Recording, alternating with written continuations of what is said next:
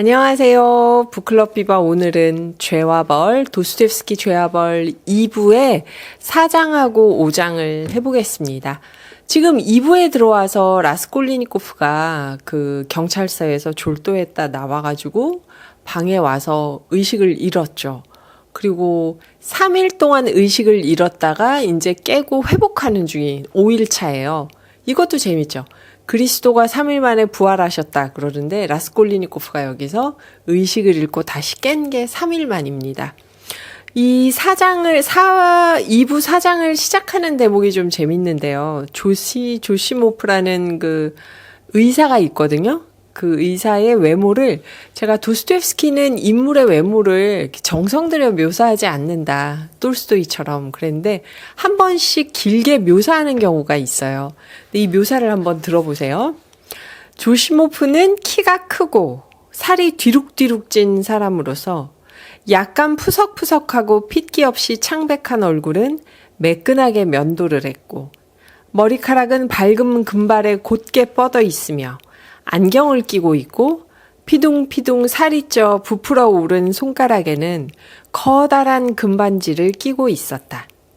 나이는 27살쯤으로 보였다.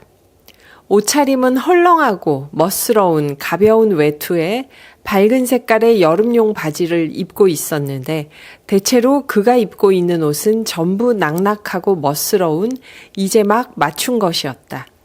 셔츠 역시 흠잡을 데 없고 시계줄은 굵직했다. 그의 몸가짐은 느긋하고 심드렁하면서도 동시에 익숙한 사이인 양 허물없어 보였다. 딴에는 열심히 숨기고 있는 자만심이 수시로 엿보이기도 했다. 이 묘사를 들어보면 어때요? 어떤 사람인지 느낌이 와요. 그쵸? 외모의 분위기나 이 사람의 성격이 어떨 것 같다. 이런 느낌이 오는데 마무리를 이렇게 해요. 그를 아는 사람은 누구나 그가 상대하기 힘든 사람이라고 생각했지만 자기 일에는 정통한 사람이라고 말하곤 했다. 이런 사람들 있죠. 상대하기 힘든데 저 사람 일 잘해. 자기 일은 잘 알아. 이런 사람들이 있죠. 그런데 제가 왜 이걸 읽었냐면 여러분은 어떻게 느끼셨을지 모르겠지만 저는 참 성의 없는 묘사다 이렇게 생각한 게요. 한번 보세요. 헐렁하고 멋스러운 가벼운 외투. 형용사를 3개나 썼는데 그 외투가 어떤 모습인지 색깔이나 디자인이나 옷감의 촉감이나 이런 게 느껴지시나요? 그리고 그 다음은 밝은 색깔의 여름용 바지. 그쵸?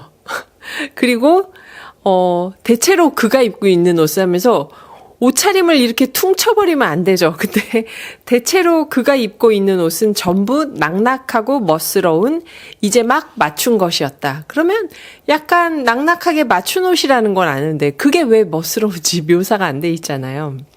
셔츠 역시 흠잡을 데 없고 흠잡을 데 없는 셔츠예요. 시계줄은 굵직했다.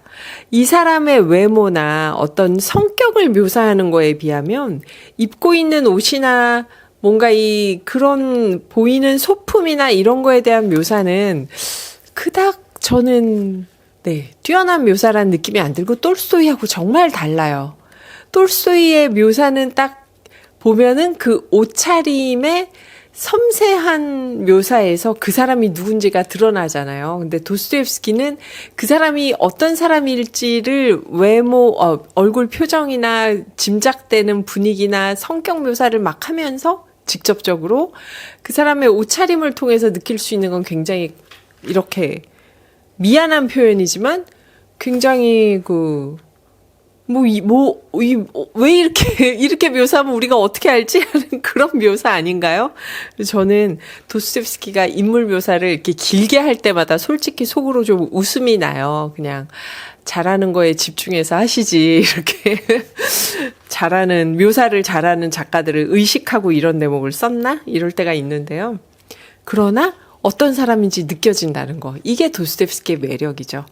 헐렁하고 멋스러운 가벼운 외투는 사람마다 다르게 생각할 수 있어요. 다른 옷감으로, 다른 색깔로. 밝은 색깔의 여름용 바지, 그리고 전부 낙낙하고 멋스러운 이제 막 맞춘 옷, 흠잡을 데 없는 셔츠, 이런 건 우리가 생각하면 다 각자 자기가 생각하는 이상적인 어떤 모습을 머리에 떠올리게 되죠. 구체적인 그 옷을 보여주진 않죠. 하지만 여기서 이 조시모프라는 사람의 어떤 밝은 금발, 커다란 금반지, 피둥피둥 살이 쪄서 부풀어 오른 손가락, 이런 전반적인 느낌하고 어울릴 만한 옷을 우리가 각자 스스로 생각하게 되잖아요. 이게 또 도스토옙스키의 매력 같아요. 그러니까 머릿속에서 흠잡을 데 없는 셔츠는 다 생각하는 게 달라요. 그쵸?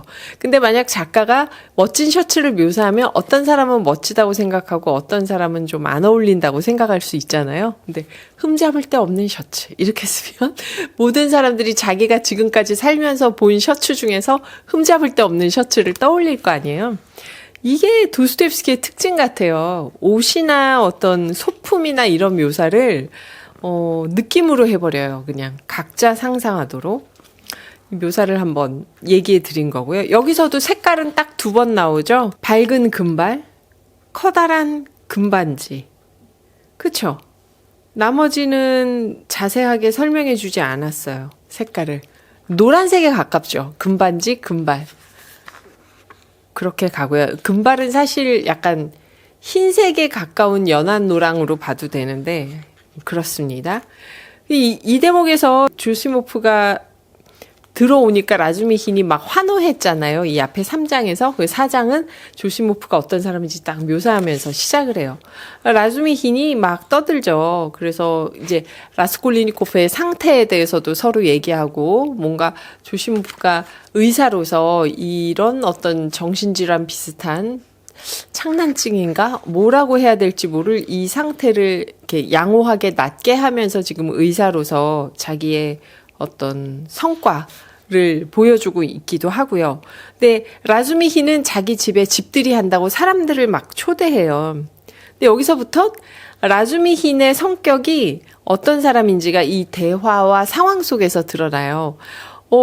정말 초면이고 여기 사람들을 막 모으는데 그 초대한 사람들은 서로서로 모르기도 해요. 와서 인사하라고 막 얘기를 하는데 여기서 재밌는 얘기가 이 사람 저 사람 막 꼽다가 초대하는 사람들을 거기에 자미오토프라고 경찰관 서기였던 경찰관 서기도 이제 초대를 한 거예요. 그러니까 조시모프가 뭐라고 얘기하냐면 자미오토프라는 사람하고 여기 있는 라스콜리니코프하고 무슨 공통 관심사가 있을까? 이렇게 물어봐요. 너무 오지랖 부리면서 그 다양한 사람들을 초대한다는 뜻이죠. 그러니까 라스콜리니코프가 뭐라고 하냐면 아이고 이 깐깐한 작자들아 그놈의 원칙들 넌 아주 그놈의 원칙 위에 앉아서 사는구나. 그게 무슨 용수철이냐? 몸 한 번 돌리는 것도 자기 의지대로 못하고? 어쨌거나 내 생각엔 사람만 좋으면 그만이야. 그게 내 원칙이고 다른 건 알고 싶지도 않아. 자미오토프는 정말 놀라운 녀석이라고 하니까 뭐라고 얘기하냐면 조시모프가 자기 배만 채우는데도 말이지 뭐 좀 그런 사람인가 봐요. 그러니까 다시 라즈미힌이 뭐라고 얘기하냐면 아니 자기 배만 채우는 게 뭐 어때서 하고 부자연스러울 만큼 짜증내며 소리쳤다. 아니 내가 자기 배만 채운다고 칭찬했냐? 난 그냥 그가 나름 좋은 사람이라고 말했을 뿐이야. 고지식하게 이것저것 다 따지면 좋은 사람이 몇이나 되겠냐. 나만 해도 내 뱃속에 창자까지 몽땅 다 합쳐도 너까지 덤으로 얹어줘도 구운 양파 하나 값 정도밖에 안 쳐줄 거다. 그래요.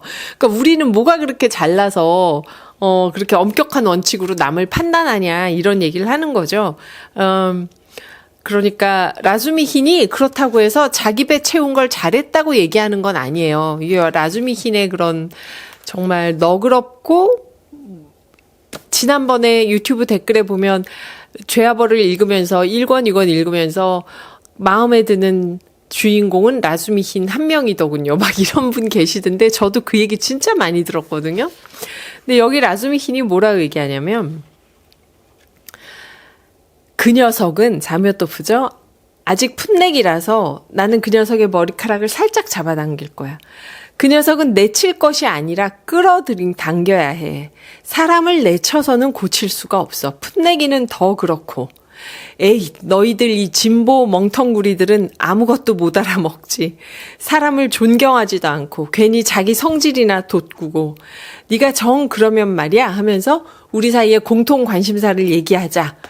이러고 넘어가요. 근데 이 앞에 나온 이 두 사람의 옥신각신에서 라즈미히는 굉장히 사람에 대해서 너그럽고 사람들의 장점을 크게 보려고 하는 사람이구나. 그래서 두루두루 많은 사람들과 가까운 그런 사람이구나 하는 게 느껴지죠. 내치는 게 아니라 끌어당기면서 풋내기들은 후배뻘이겠죠? 끌어당기면서 영향을 주거나 사귀어야지. 그러면서 진보 멍텅구리들은 아무것도 못 알아먹지 하는데 여기서 좀, 재밌었습니다. 원칙을 따지고 그러는 사람들이 포용하지 못하는 거에 대한 얘기를 하는 거겠죠. 그리고 그러면 우리 사이에 공통 관심사에 대해 얘기하자 그럼 하고 페인트공 이야기로 넘어가요. 누구냐면 그 살인사건 난 거 알지? 하는데 살인사건에서 리자베타도 죽었다는 얘기를 나스타시아가 하니까 라스콜리니코프가 들릴락 말락한 소리로 중얼거렸다. 리자베타라고? 라스콜리코프가 지금까지 말을 안 하고 있었거든요. 근데 살인 얘기가 나오니까 얘기를 하는 거예요. 그리고 라스콜리코프는 벽 쪽으로 돌아 누워 하얀 꽃무늬가 그려진 더럽고 신누런 벽지에서 무슨 갈색 선이 들어간 못생긴 하얀 꽃 한 송이를 골라서 잎이 몇 장이나 되는지, 잎 가장자리의 톱니 무늬가 어떤 모양인지, 잎맥은 또 몇 개나 되는지 살펴보기 시작했다. 팔다리가 마비된 것처럼 저려오는 것이 느껴졌지만 몸을 달싸게 볼 생각도 않고 고집스럽게 그 꽃만 응시했다. 이러면서 라스콜리코프의 긴장된 그 심리를 보여주는 거죠. 페인트공이 어떻게 됐다는 거야? 막 조시모프가 물어보니까 이제 라즈미힌이 길고 긴 이야기를 합니다. 그러니까 뭐냐면 사람들이 꼬흐하고 페스트리아코프 그러니까 젊은 친구 있었잖아요. 꼬후랑 같이 있었던 예심 판사가 되려고 공부 중이었던 이 두 사람을 경찰은 붙잡고 살인 용의자로 몰고 가는데 이 두 사람은 얘기를 들어보면 그 살인 용의자가 될 수가 없는데 지금 경찰에서 밀어붙인다 하면서 뭐라고 하냐면 그리고 이제 이 페인트공을 살인 용의자 명단에 올렸는데 뭐라고 얘기하냐면 라즈미힌이 그렇든 말든 어쨌거나 우리 구해낼 거야 그러는 거예요. 진짜 살인자가 아니라는 거죠, 이 사람들이. 그러면서 재밌는 얘기를 합니다. 제일 모욕적인 것이 뭘까? 놈들이 거짓말을 한다는 게 아니야. 거짓말이면 언제든 용서해 줄 수 있어. 이런 말 우리 많이 하죠. 거짓말은 그래 차라리 봐줄 수 있어. 더한 건 거짓말은 귀여운 구석이라도 있지. 진실로 결국 통하거든. 근데 정말 짜증나는 일은 거짓말하는 주제에 그것도 모자라 자신의 거짓말을 숭배하는 거야. 요즘 의미심장하네요. 요즘 시국에 사람들이 거짓말하는 걸로 화가 나는 게 아니라 자기가 하는 거짓말이 굉장히 숭고하고 진실한 무엇인가 인 것처럼 본인도 거짓말인 줄 알면서 자기 거짓말을 숭배할 때 이제 그때부터 열받는 거잖아요, 사람들이. 근데 여기 도스토옙스키가 그렇게 말을 했습니다. 정말 짜증나는 일은 거짓말하는 주제에 그것도 모자라서 자신의 그 거짓말을 숭배한다는 거야. 그래서 이제 뭐가 나오냐면 아니 우리 앞에서 익히 알았죠? 문이 잠겨 있었어. 그래서 문지기를 데리고 왔더니 문이 열려 있어. 그게 뭐야? 그게 어떻게 꼬후와 페스트리아코프가 사람을 죽였다는 증거가 돼. 그 안에 있던 살인자가 이 멍청한 꼬후가 문지기 데리러 둘이 같이 내려가는 바람에 살인자를 놓친 거잖아. 이 얘기를 하는 거죠. 그런데 그러면 우리 그 페인트공은 뭐예요? 페인트공은 이렇게 나와요. 두슈킨이라는 선술집을 경영하는 남자가 경찰서에 왔대요. 금 귀걸이가 든 보석함을 내놓고 소설 한 편을 늘어놓은 거야 하면서 얘기를 해요. 두슈킨의 말이. 그저께 저녁 8시가 막 지날 무렵 페인트공으로 일하는 미콜라이가 금 귀걸이를 들고 달려왔는데요. 선술집에 금 귀걸이를 갖고 왔더니 세상에 그 비싼 거를 2루블만 이걸로 2루블 달라고 하는데 1루블을 준 거예요. 그것도. 그러니까 그걸로 이제 술 마시고 남은 잔돈을 가지고 나갔다는 거예요. 미콜라이가. 그리고 미콜라이는 미트레이와 함께 페인트 칠 일을 하는데 미트레이와 동향이에요. 같은 고향 친구예요. 여기서 일단 재밌는 얘기를 하나 하자면요. 미콜라이는 니콜라이예요. 혹시 제 발음이 비슷하게 들리나요? 이 작품에서 미콜라이라고 나오는데 그게 러시아 이름으로 니콜라이예요. 그리고 미트레이는 드미트리의 일종의 애칭입니다. 미트레이, 미치카. 드미트리의 애칭인데 여기서 재밌는 건 미콜라이는 우크라이나 쪽 이름이에요. 니콜라이를 우크라이나에서 미콜라이라고 해요. 근데 미콜라이라는 이름과 미트레이라는 이름, 드미트리의 애칭. 그러니까 한 사람은 러시아 이름이죠. 그런데 두 사람이 같은 고향 친구예요. 그래서 둘이 단짝으로 붙어 다녀요. 그래서 우크라이나 이름인 미콜라이하고 러시아 이름인 미트레이, 드미트리하고 두 사람이 같은 고향 친구인 거예요. 그러면 지금의 우리 생각에 우크라이나는 이쪽이고 랴자는 지금도 러시아거든요.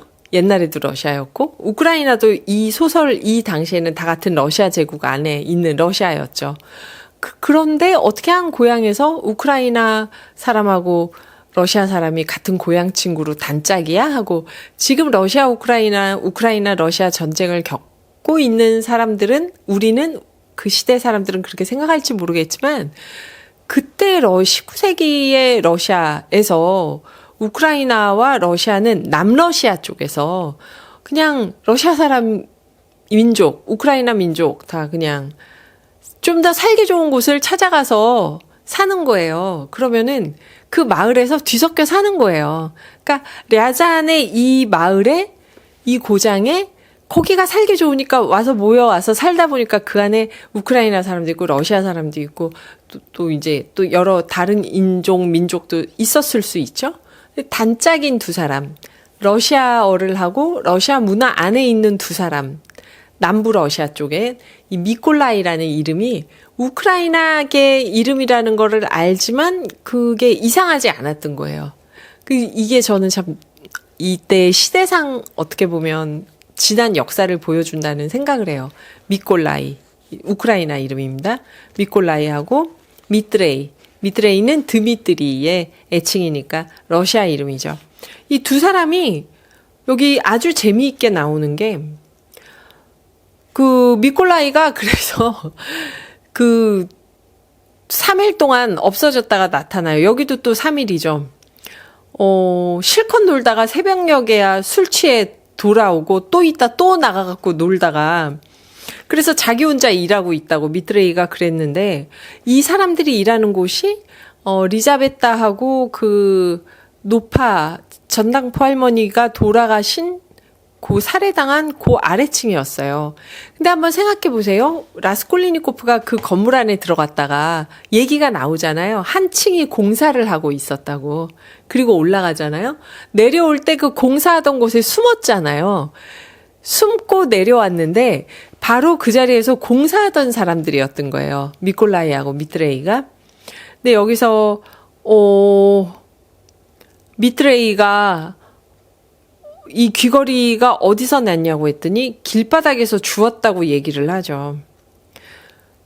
그래서 이 선술집에 3일 만에 나타나가지고 이제 미콜라이는 신나게 술 마시고 돌아다니다 이제 나타난 거죠. 근데 너 그때 그 귀걸이 그 사이에 이제 살인 소식이 다 퍼졌는데 미콜라이는 술 마시고 행복하게 돌아다니다 와가지고 꽁돈이 생겨서 살인 사건에 대해서도 몰라요. 근데 이 술집 주인, 그러니까 아까 두슈킨이 이 얘기를 하는 사람이에요. 두슈킨이 너 그 귀걸이 어디서 났어? 그러니까 길바닥에서 주웠어요.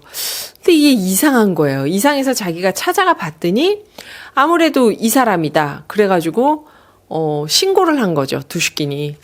미콜라이가 이젠 살인자로 잡혀 있는 건데 뭐라고 얘기하냐면 여기서 우리 라줌 이성이라고 했잖아요. 아주 똑똑하게 추리를 해요. 아니 10명의 증인이 똑같이 얘기를 하는데 이 두 사람이 미콜라이하고 미트레이가 막 서로 페인트 칠을 하고 떠날 때 미트레이가 장난으로 미콜라이 얼굴에 페인트 칠을 하니까 미콜라이도 도망치는 미트레이를 쫓아가요. 쫓아가면서 서로 쌍욕을 하고 막 우당탕탕 내려가서 그 현관 앞에서 둘이서 치고받고 싸우고 있는데 여기 뭐라고 나오냐면 저도 미트레이 머리카락을 잡아당겨 넘어뜨리고 마구 때리고 미트레이도 제 밑에 깔린 채 제 머리카락을 움켜쥐고 마구 때렸는데 죽도록 미워서가 아니라 서로 좋아서 장난삼아 그랬어요. 이제 막 치고받고 있는 거죠. 그런데 여기서 라즈미 흰이 얘기하는 게 아니 증인이 말이야 몇 명이야 증인 8명 10명이 전부 이 장면을 똑같이 증언한다. 니콜라이가 드미트리를 땅바닥에 눕혀놓고 위에 들어 누워서 때렸다고. 그리고 그 밑에 누워있는 미트레이도 머리카락을 잡고 서로 때렸다고. 다들 이게 무슨 짓이냐고 막 문지기도 나와서 욕하고 이 사람도 욕하고 문지기 부인도 나와서 욕하고 하는 그런 왁자지껄한 상황을 8명, 10명의 목격자가 다 똑같이 증언한다는 거예요. 그래서 라즈미힌이 만약에 죽였다면 아니 그 살해 현장의 시체가 아직 씻지도 않았어. 뜨끈뜨끈해. 10분밖에 안 지났는데 근데 죽인 살인자들이 그렇게 얼굴에 막 서로 페인트 칠하고 장난치면서 깔깔대고 내려와갖고 서로 쌍욕을 하고 모든 사람들이 보는 데서 그렇게 장난치고 떠든다고? 그게 말이 돼? 이렇게 얘기를 해요. 꽥꽥 소리 지르고 깔깔 웃고 어린애들처럼 서로 치고받고 할 만한 기분 상태가 도끼니 피니 악랄한 잔꾀니 용의주도함이니 강도질이니 하는 거랑 어울리냔 말이야. 그럼 이거는 아니잖아. 그런데 귀걸이를 갖고 온 게 있고, 또 이제 두슈킨이 그렇게 자기가 살인자로 몰릴 것 같으니까 또 겁이 나서 다른 데 가가지고 다른 술집 가서 은목걸이를 주면서 술을 달라고 하더니 보니까 거기에 목을 매달고 자살을 하려고 했던 거예요, 미콜라이가. 그러니까 이제 이 사람은 살인자다가 된 거예요. 근데 라즈미힌이 아니다. 이건 이상하다. 실제 자기 말처럼 문 뒤에서 주웠을 거다. 이 귀걸이를. 그러면 문 뒤에서 어떻게 귀걸이를 주웠냐를 뭐라고 할 게 아니라 그 문 뒤에 귀걸이를 흘렸다는 거는 살인자가 실제로 있었고 내려오다가 꼬흐랑 문지기가 올라오는 걸 보고 2층 이 두 사람이 이제 깔깔대고 뛰쳐나간 2층에 숨었다가 꼬흐랑 문지기가 3층 올라가는 거 보고 다시 1층으로 내려오는데 그 사이에 귀걸이를 그 문 뒤에 떨어뜨린 거다. 이게 이 추론이 맞지 않냐 이런 얘기를 누구 앞에서 하고 있어요? 라스콜리니코프 앞에서 하고 있어요. 그러니까 라스콜리니코프는 이걸 들으면서 얼마나 으시시하겠어요. 그러면서 모든 것이 너무 착착 들어맞고 너무 잘 짜여 있으니까 한편의 연극 같아. 하는데 라즈미힌이 막 소리를 지르는 찰나 문이 열리면서 그 자리에 있던 사람 중 아무도 모르는 새로운 인물이 한 명 들어왔다. 실제로 연극 같죠. 새로운 등장인물이 이제 5장에서 출연하는 겁니다. 근데 5장은 간단해요. 5장은 어떻게 보면 그 라스콜리니코프 여동생하고 결혼하려던 남자였어요. 그 사람이 막 한껏 차려입고 라스콜리니코프한테 인사하러 왔는데 와가지고 자기가 좀 지적인 척 멋있는 척 하려고 쓸데없는 소리를 길게 하는 거예요. 뭐라고 하냐 뭐. 괜히 읽어보면 너무 웃겨요. 그 말을 할 분위기도 아닌데 와가지고 그냥 사람들하고 인사하고 자기가 누군지 얘기를 하면 되는데 막 애를 써서 자기가 지적인 사람인 걸 보여주려고 하죠. 근데 라스콜리니코프가 아주 화를 냅니다. 루지는 좀 외모에 대해서 공을 들여요. 묘사하는데 피오트르 페트로비치는 멋들어진 둥근 세모자 그걸 너무 애지중지하며 너무 조심스럽게 손에 꼭 쥐고 있었다. 진짜 이제 모두 새 옷을 입고 온 거예요. 진짜 주뱅제인 매혹적인 연보라색 장갑도 손에 끼지 않고 자랑 삼아 들고 있는 것만 봐도 똑같은 목적이 여실히 드러났다. 피오트르 페트로비치의 옷은 청년에게나 어울릴 법한 밝은 색이 줄을 이루었다. 이 사람 45이거든요. 밝은 갈색이 감도는 훌륭한 여름용 재킷, 밝고 가벼운 바지, 그런 류의 조끼, 이제 막 구입한 얇은 셔츠에 장밋빛 줄무늬가 들어간 아주 가벼운 마직 넥타이를 메고 있는데 제일 훌륭한 건 얼굴에 잘 어울렸다. 얼굴이 아주 탱탱하고 잘생겨서 젊어 보였다. 근데 여기서 제가 얼마나 이 루진이 이상하다고 말하면 미안하지만 아무튼 그 좀 세련되지 못한 사람인지 한번 얘기해 볼게요. 괜히 이러는 거예요.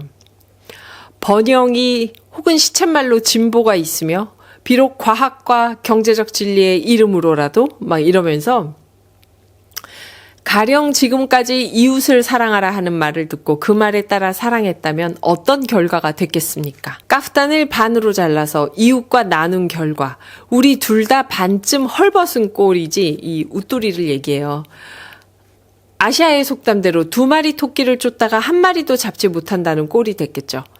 과학은 이렇게 말합니다. 그 누구보다도 너 자신만을 사랑하라. 세상의 모든 것이 개인적인 이해관계에 기초하고 있으니까 라고요. 자신만을 사랑하면 자신의 일도 무난히 잘 처리하고 카프탄도 온전할 겁니다. 경제적 진리에 따르면 또한 사회에서 개별 사업이 많이 성사될수록 온전한 카프탄이 많으면 많을수록 그 사회를 위한 기반도 더 공고해지고 사회 내의 공공사업도 더 많이 성사됩니다. 그야말로 오로지 자기 자신을 위한 카프탄을 획득함으로써 모두를 위해 카프탄을 획득하자는 것이며 결과적으로 이웃에게 찢어진 카프탄보다는 좀 더 많은 것이 떨어지도록 하자는 것인데 이는 이미 사적이고 개별적인 관대함이 아니라 총체적인 번영의 결과물인 셈입니다. 읽으면서도 제가 지금 너무너무 지루했어요. 루진이 이런 사람이 이렇게 지루한 말을 몇 번을 하는지 몰라요. 이렇게 재치있고 똑똑한 라즈미힌과 라스콜리니코프 앞에서 거들먹거렸는데 라스콜리니코프가 분노로 인해 부들부들 떨리면서 말을 합니다. 당신이 당신 약혼녀에게 했던 말이 사실인지 여동생이죠. 그에게 결혼 승낙을 받은 그 순간에 무엇보다 기쁜 것은 그 애가 가난뱅이라는 사실이고 왜냐하면 나중에 그의 위에 군림하려면 또 그 애가 당신에게 은혜를 입었다는 사실을 내세워 꾸짖기도 하려면 가난뱅이 중에서 신부감을 택하는 게 더 유리하다고 말했다는데요. 사실입니까? 그러니까 루진이 이거는 아니다. 잘못 전달된 말이다 하고 발끈하다가 누가 그 말을 했는지 알겠다. 당신 어머니구나. 당신 어머니가 다소 열광적이고라고 번역돼 있는데 요거는 좀 광신적이라는 뜻하고 비슷해요. 열정을 갖고 있다는 이런 뜻보다 그런 좀 광신적이고 낭만적인 경향이 있더군요. 이렇게 얘기를 해요. 그런데 라스콜리니코프가 만약 한 번만 더 내 어머니에 대해서 감히 입이라도 뻥끗하면 나는 당신을 계단에서 확 걷어차 버리겠습니다. 하니까 이제 나가죠. 라즈미힌이 놀랍도록 추론하잖아요. 사장에서는 아니야. 그 페인트공 두 사람이 아니야. 그 페인트공 미콜라이가 주웠다는 그 금 귀걸이를 흘린 그 상자를 흘린 그 범인이 따로 있어 하면서 뭐라고 얘기하냐면 그 범인이 무슨 아주 막 노련한 사람이라고 생각하면 안 돼. 그 범인은 서툴고 어설프고 분명히 이게 첫 살인이었을 거야. 그래서 아주 우연의 도움으로 용케 빠져나간 거라고. 왜? 아니 그렇게 살인까지 해놓고 서랍장 위 서랍에 있던 보석함에는 수표 빼고 현금만 1,500루블이 있었는데 돈 훔칠 줄도 몰랐어. 뭘 가져갔냐면 10루블, 20루블밖에 안 되는 물건을 챙겨서 호주머니에 쑤셔 넣고 노파의 괴짝 속에 들어있던 걸레 쪽이나 헤집은 녀석이야. 돈을 훔칠 줄 모르고 사람을 죽일 줄만 알았던 거지. 그러니까 이 살인을 한 사람은 이게 첫 살인일 수도 있고 그 아주 서툰 사람이야. 여기까지 라즈미힌이 추론을 해요. 그러니까 라스콜리니코프가 어떻게 여기서 초조하지 않겠어요. 그쵸? 이렇게 해서 4장, 5장 라스콜리니코프는 소파에 누워있고 그 방에 이 사람 저 사람이 모여서 이게 개인 공간이 아니라 무슨 광장처럼 돼버렸다 얘기했잖아요.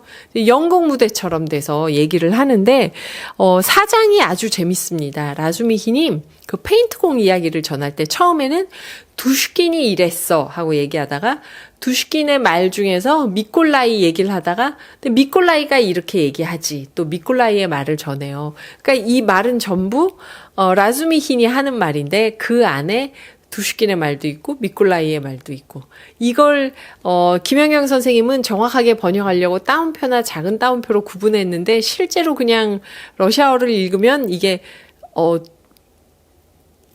쭉 따옴표, 작은 따옴표로 구분이 되지 않고 쭉 연결되는 대목들이 있거든요. 이게 목소리가 섞이는 어떤 기법으로 이해할 수 있어요.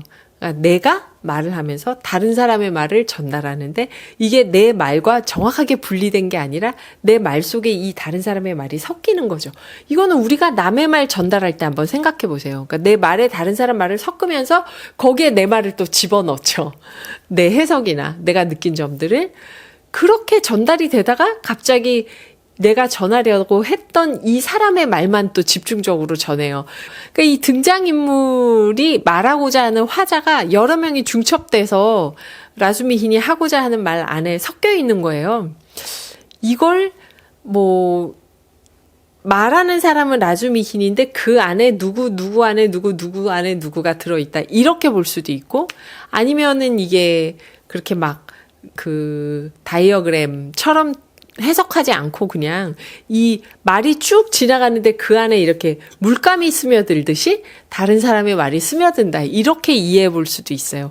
이게 바흐진이 얘기하는 그 도스토옙스키 문체의 아주 중요한 특징인데요.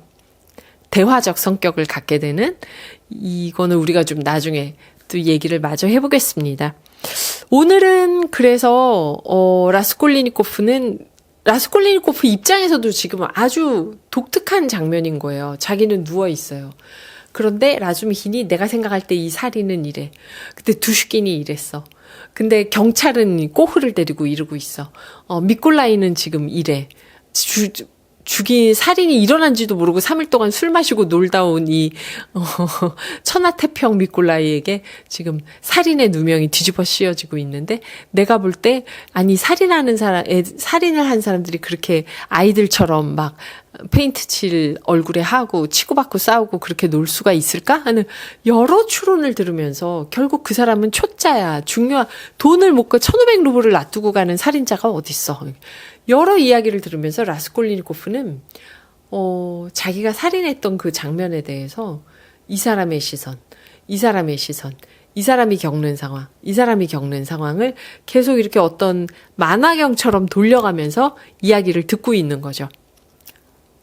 또 그런 방식으로 우리에게 보여주고 있는 거고요. 이 4장하고 5장이 그게 저는 아주 재밌었어요. 요즘 추리소설에서는 이런 기법을 좀 쓰긴 하지만 도스토옙스키가 재밌는 건 요즘 추리소설은 이런 기법을 써도 깔끔하게 정리해서 쓰거든요. 미콜라이의 시선에서 차차차차차. 그쵸? 꼬흐의 시선에서 차차차차차. 이렇게 깔끔하게 정리해갖고 착착 보여주는데, 도스토옙스키는 어떻게 보면 아주 어수선해요. 꼬흐의 이야기도 서장이 떠드는데 그 안에 섞여 있고, 미콜라이나 두슈킨의 이야기도 라수미 힌이 얘기하는데 그 안에 섞여 있고, 그러니까 누군가의 말 안에 섞여서 소문처럼 전달되는 그 살인 현장의 여러 가지 모습들인 거죠. 거기에 대한 각자의 평가. 서장은 꼬흐에 대해서 그렇게 생각한다는데 말이 안 돼. 라수미 힌은 페인트공을 그렇게 보호해주고 싶어 하지만 그 의사 조시모프가 볼 때는 아니 확실한 증거가 어쨌든 있잖아. 그리고 네가 말하는 그런 깔깔거리고 웃으면서 사람들이 다 봤다는 건 살인자가 그럴 수 있느냐라고 하지만 그거는 확실한 증거 2가지 자기가 스스로 목매달려고 했다는 거 귀고리를 갖고 있었다는 거 그 증거에 비하면 약하지 않을까 하고 얘기된 것에 대해서 또 다른 사람들의 평가 여러 가지 말이 섞여서 나오는 거예요. 이게 본격적인 대화인 거죠 이게. 그래서 이 4장하고 5장은 도스토옙스키 소설의 대화적 특징, 문체의 대화적 특징이 보여지면서 다양한 관점에서 여러 사람의 목소리로 이 살인 현장, 살인자에 대한 해석들이 등장한다.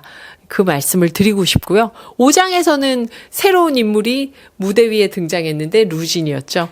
그래서 어떻게 보면 앞으로 진행될 라스콜리니코프의 여동생과 어머니 약혼자의 여동 이야기들이 어떻게 펼쳐질지를 보여주고 있는 거고요. 근데 그것도 루진은 어떤 사람이다가 아니라 자긴 되게 멋있어 보이려고 무슨 말을 길게 하는데 루진의 말인 거죠. 그 말 안에 그 사람이 드러나는 거잖아요. 그래서 이 도스토옙스키의 매력은 역시 오늘 제가 여러 번 강조했지만 외부 묘사가 아니라 사람들의 말을 통해서 드러나는 그 인물의 특징. 이게 정말 대단하다는 생각이 들더라고요. 그리고 계속 얘기했지만 그런 카니발, 민중극의 특징이라고 할 수 있는 장터 민중들의 특징이라고 할 수 있는 카니발의 웃음, 놀이 한 예를 들자면요. 그 페인트공 2명 미콜라이하고 미드레이가 페인트 칠하다가 얼굴에 휙 그으니까 22살로 나와요. 그러니까 막 잡으러 가면서 막 욕을 하면서 쫓아가고 둘이서 쿠당탕 넘어져갖고 막 치고받고 싸우면서 깔깔대는 거잖아요. 사람들이 그러니까 막 욕하면서 절로 가라고 이게 무슨 짓이냐고 하는데 막 길바닥에 누워서 그렇게 치고받고 싸우면서 깔깔대잖아요. 그러면서 거기 우리는 그게 좋아하는 표시였다. 미워서 싸우는 게 아니라 이 얘기를 하는데 이게 바흐진이 얘기하는 장터에서 모인 민중들의 문화의 큰 특징으로 나와요. 그렇죠? 대화체의 특징, 그리고 카니발 민중 놀이의 특징, 웃음의 특징 이런 게 지금 이 4장 5장에도 나와 있다. 그러나 역시 가장 재밌는 건 누워있는 살인자 라스콜리니코프. 근데 아무도 라스콜리니코프가 살인자인지 모르고 그 살인 현장에 대한 온갖 추론들을 라스콜리니코프 옆에서 하고 있는 거죠. 이 장면이 참 어떻게 보면 어수선하고 어떻게 보면 세련되고 그게 뒤섞인 게 진짜 도스토옙스키의 특징이라는 생각이 들어요.